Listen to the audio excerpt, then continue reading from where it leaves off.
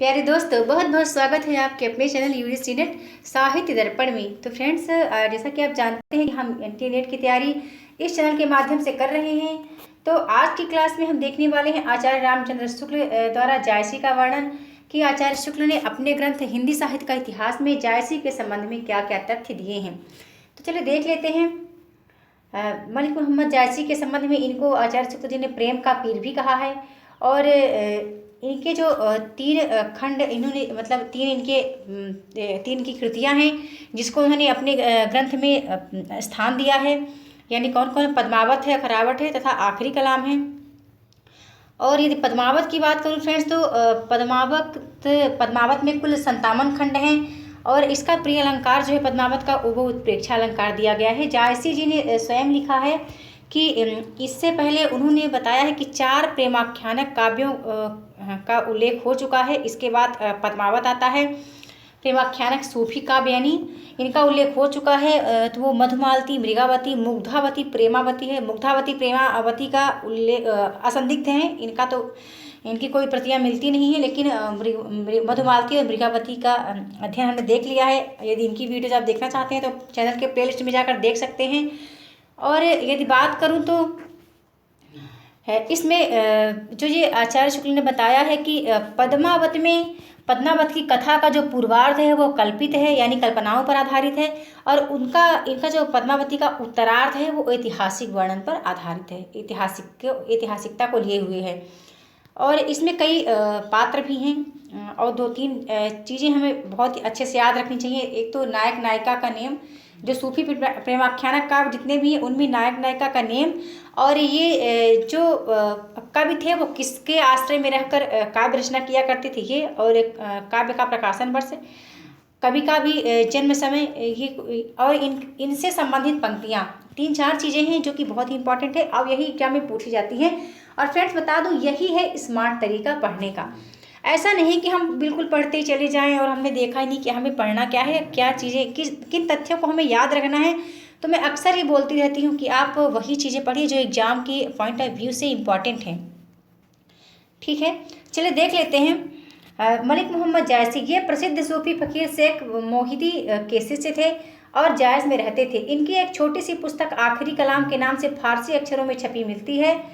सन 1528 ईस्वी के लगभग बाबर के समय में लिखी गई थी। इसमें बाबर बादशाह की प्रशंसा है। किसमें? आखिरी कलाम में बाबर बादशाह की प्रशंसा है। इस पुस्तक में मलिक मोहम्मद जायसी ने अपने जन्म के संबंध में लिखा है। भा अवतार मोर नौसदी 30 बरस ऊपर कवि। यहाँ पर इन्होंने अपने जन्म के समय में उल्लेख किया है। फिर पद्मावत का भी उल्लेख किया है। पद्मावत के का इन्होंने आरंभ कब किया? सन 927। कथा आरंभ बैन कब कहा? फिर हम आगे चलते हैं, क्योंकि आप जानते ही अक्सर मैं इम्पॉर्टेंट ही अपनी क्लास में लेकर आती हूँ। तो शेर शाह के शासन का आरंभ सन 1540 ईस्वी में हुआ था। इस दशा में यही संभव जान पड़ता है कि कवि ने कुछ थोड़े से पद्य तो सन 1520 में ही बनाए थे, पर ग्रंथ को 19 या 20 वर्ष पीछे शेर शाह के समय में पूरा किया। पद्मावत एक बंगला अनुवाद अराकान राज्य के वजीर मगन ठाकुर ने सन 1650 ईस्वी के आसपास आलो उजाला नाम एक कवि से कराया था। उसमें भी 927 मतलब ऐसा इन्होंने उल्लेख किया है आचार्य शुक्ल जी ने कि इसका जो 927 मिलता है तो वो तथ्य स्पष्ट अक्षरों में सही है। फिर हम देखते हैं कि जायसी अपने समय के सिद्ध फकीरों में गिने जाते थे। अमेठी के राजघराने में इनका बहुत मान था। जीवन के अंतिम दिनों में जायसी अमेठी से 2 मील दूर एक जंगल में रहा करते थे। वहीं इनकी मृत्यु हुई। यहाँ जायसी के संबंध में कुछ तथ्य अब हम इम्पोर्टेंट देखते हैं। ये काने और देखने में कुरूप थे। कहते हैं कि शेर शाह इनके रूप को देखकर हंसा था। इस पर जायसी ने क्या बोला? मोह का हंसेस की कोह रही, ऐसा जायसी ने कहा शेर शाह को पंक्तियों के माध्यम से। इनके समय में ही इनके शिष्य फकीर इनके बनाए भावपूर्ण दोहे चौपाइयाँ गाते फिरते थे। इन्होंने 3 पुस्तकें लिखी हैं।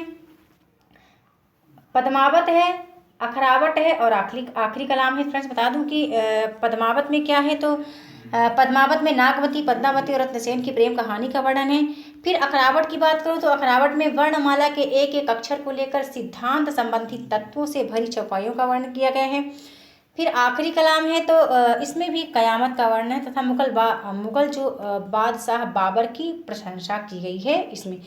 यहाँ पर आचार्य शुक्ल जी ने 3 ही इनके काव्यों का अध्ययन दिया है, लेकिन इनकी और काव्य कृतियाँ मिलती हैं।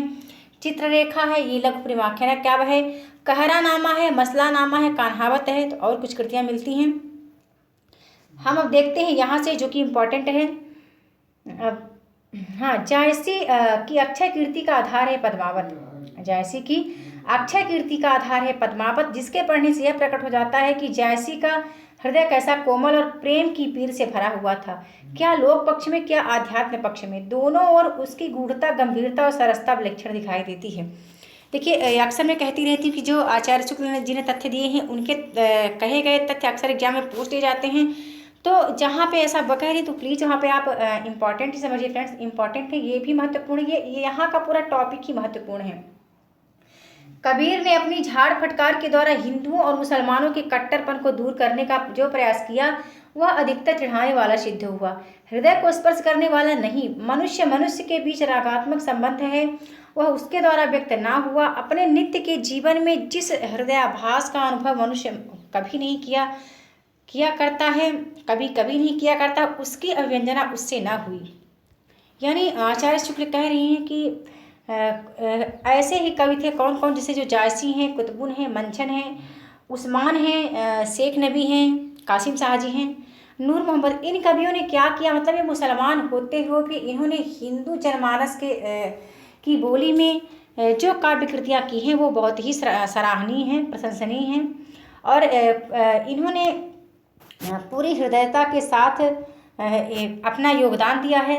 आचार्य शुक्ल जी कहते हैं इन कवियों के संबंध में, क्योंकि ये मुसलमान होते हुए भी हिंदुओं की भाषा में इन्होंने जो काव्य कृति की है वो बहुत ही अद्वितीय है। अब देखते हैं इम्पोर्टेंट क्या है। कबीर ने केवल भिन्न प्रतीत होती हुई परोक्ष सत्ता की एकता का आभास दिया था। ये भी इम्पोर्टेंट है, ज्ञान में कई बार पूछा जा चुका है। प्रत्यक्ष जीवन की एकता का दृश्य सामने रखने की आवश्यकता बनी थी, यह जायसी द्वारा पूरी हुई। यह भी इम्पोर्टेंट पंक्तियां हैं। पद्मावत में प्रेम गाथा की परंपरा पूर्ण प्रौढ़ता को प्राप्त मिलती है। यह उस परंपरा में सबसे अधिक प्रसिद्ध ग्रंथ है। इसकी कहानियों में भी विशेषता है, इसमें इतिहास और कल्पना का योग है। चित्तौड़ की महारानी पद्मिनी या पद्मावती का इतिहास हिंदू हृदय के मर्म को स्पर्श करने वाला है। तो 3-4 पंक्तियां हैं जिनको हमने देखा, बहुत ही इंपॉर्टेंट हैं। जायसी ने यद्यपि इतिहास प्रसिद्ध नायक और नायिका ही ली हैं, पर इन्होंने अपनी कहानी का रूप वही रखा है जो कल्पना के उत्कर्ष द्वारा जनसाधारण के हृदय में प्रतिष्ठित था। इस रूप में इस कहानी का पूर्वार्ध तो बिल्कुल कल्पित है और उत्तरार्ध ऐतिहासिक आधार पर है। पद्मावती कथा संक्षेप में इस प्रकार है। यहाँ पर थोड़ा सा देख लेते हैं पद्मावती की कथा। 2-3 चीज़ें आप याद रखिएगा फ्रेंड्स, इनके नायक और नायिका का नेम तो देख ही लेते हैं क्या है। सिंहल द्वीप के राजा गंधर्व सेन की कन्या पद्मावती रूप और गुण में जगत में अद्वितीय थी। उसके योग्य वर कहीं न मिलता था। उसके पास हीरामन नाम का एक सुआ था, जिसका वर्णन सोने के समान था और जो पूरा वाचाल पंडित था। थोड़ा सा मैं बताना चाहूँगी यहाँ पर। तो यहाँ जो इस पद्मावती में जो जायसी जी ने माना है, तो रत्नसेन को मन का प्रतीक माना है। फिर सिंहल एक और पात्र आता है जो हृदय का प्रतीक माना जाता है। और सिंहल द्वीप आप देख ही रहे हैं, सिंहल द्वीप वैसे भी दिया है, हृदय का प्रतीक माना है इन्होंने। फिर पद्मावती को श्रद्धा या सात्विक बुद्धि का प्रतीक माना है। जो तोता होता है, हीरामन तोता, उसको गुरु का प्रतीक माना गया है। अब आप देख ही रहे हैं यहाँ पर, ये पूरा वाचाल पंडित था, ऐसा दिया ही गया है। फिर नागमती जो है वो दुनिया धंधा या सांसारिक बुद्धि के प्रतीक मानी गई है। राघव चेतन एक पात्र आता है, शैतान का प्रतीक है। अलाउद्दीन जो है वो माया का प्रतीक है, माना गया है।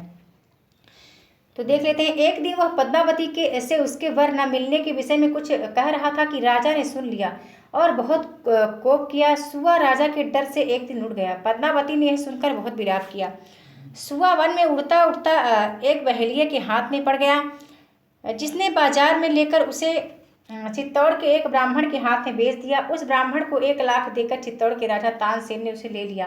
धीरे धीरे तानसेन उसे बहुत चाहने लगा। एक दिन जब राजा शिकार को गया तो उसकी रानी नागमती ने, जिसे अपने रूप का बड़ा गर्व था, आकर सुए से पूछा कि संसार में मेरे समान सुंदरी भी कहीं है।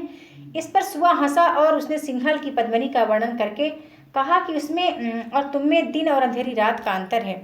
रानी इस भय से कि कहीं यह सुआ राजा से भी पद्मिनी की प्रशंसा न करे, उसे मारने की आज्ञा दी, पर चेरी ने उसे राजा के भय से मारा नहीं, अपने घर पर छिपा रखा।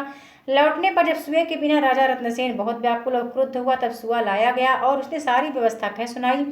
पद्मिनी के रूप का वर्णन सुनकर राजा मूर्छित हो गया और अंत में वियोग से व्याकुल होकर उसकी खोज में घर से जोगी होकर निकल पड़ा। उसके आगे आगे राह दिखाने वाला वही हीरा मनसुआ था और साथ ही 16,000 कुंवर जोगियों के बेस में थी। ये तो हो गई इनकी काल्पनिक कृति है। इसके जो बात आती है फ्रेंड्स, वो ऐतिहासिक भी है। तो वो कथा ही है, उसको मैंने लिया नहीं है क्योंकि अक्सर हम एग्जाम की पॉइंट ऑफ व्यू से महत्वपूर्ण तथ्य पढ़ रहे हैं। तो चलिए देख लेते हैं। जैसा कि कहा जा चुका है कि प्रेम गाथा की परंपरा में पद्मावत सबसे प्रौढ़ और सरस है। प्रेम मार्गी सूफी कवियों की और कथाओं के से इस कथा में यह विशेषता है कि इसके ब्यौरे में भी साधना के मार्ग, उसकी कठिनाइयों और सिद्धि के स्वरूप आदि की जगह जगह व्यंजना होती है। जैसा कि कवि ने स्वयं ही कहा है, तन चितौर मन राजा कीन्हा। बहुत इंपॉर्टेंट पंक्ति है, एग्जाम में फ्रेंड्स कई बार पूछी जा चुकी है। तन चितौर मन राजा कीन्हा, हिय सिंघल बुद्धि पद्मिनी चीन्हा। गुरु सुआ जिहि पंथ दिखावा, बिन गुरु जगत को निर्गुण पावा। नागमती यह दुनिया धंधा, बाचा सोय न एहि चित बंधा। राघव दूत सोय शैतानु, माया अलाउद्दीन सुल्तान। जैसे मैंने बताया कि इन्होंने कहा अलाउद्दीन को माया का प्रतीक माना है, राघव को शैतान का प्रतीक, नागमती को दुनिया धंधा का प्रतीक माना है। इसका जिक्र मैंने पहले ही कर दिया है फ्रेंड्स। यद्यपि पद्मावती की रचना संस्कृत प्रबंध काव्यों की सर्गबद्ध पद्धति पर नहीं है, फारसी की मसनवी शैली पर है। ठीक है, ये इंपॉर्टेंट है कि जो पद्मावती रचना है वो संस्कृत प्रबंध काव्यों की सर्ग पद्धति पर नहीं है, बल्कि किस पर है, फारसी की मसनवी शैली पर है। पर श्रृंगार वीर आदि के वर्णन चली आती हुई भारतीय काव्य परंपरा के अनुसार ही है। इसका पूर्वार्ध तो एकांत प्रेम मार्गी का ही आभास देता है, पर उत्तरार्ध में लोक पक्ष का भी विधान है। पद्मिनी के रूप का जो वर्णन जायसी ने किया है वह पाठक को सौंदर्य की लोकोत्तर भावना में मग्न करने वाला है। चलिए उनके रूप का कुछ सौंदर्य वर्णन देख लेते हैं। क्या कहा है इन्होंने, सरवर तीर पद्मिनी आई, सरवर तीर पद्मिनी आई। खोपा छोर केस मुकुलाई, ससिमुख अंग मलया गिरबासा। नागिन झाप लीहु चौपासा, उन्हें घटा पर जग छाया। उन्हें, ये इंपॉर्टेंट पंक्ति है, ठीक है, एग्जाम में पूछी भी जा चुकी है। उन्हें घटा पर जग छाहा, सस के शरण लीहु जनुराहा। भूल चकोर दीठ मुखलावा, मेघ घटा में चंद दिखावा। तो ये है जायसी जी के रूप सौंदर्य का वर्णन, पद्मिनी के रूप सौंदर्य का वर्णन जायसी जी ने इस तरह से किया है। यहाँ भी कुछ पंक्तियाँ हैं, यदि आप वीडियो को पॉज करके फ्रेंड्स देखना चाहते हैं तो आप देख सकते हैं। तो आज की वीडियो में बस इतना ही। आज हमने देखा कि आचार्य शुक्ल जी ने क्या कहा है जायसी जी के संबंध में। तो आज की वीडियो आपको कैसी लगी कमेंट करके ज़रूर बताना। वीडियो देखने के लिए बहुत बहुत शुक्रिया, बहुत बहुत धन्यवाद।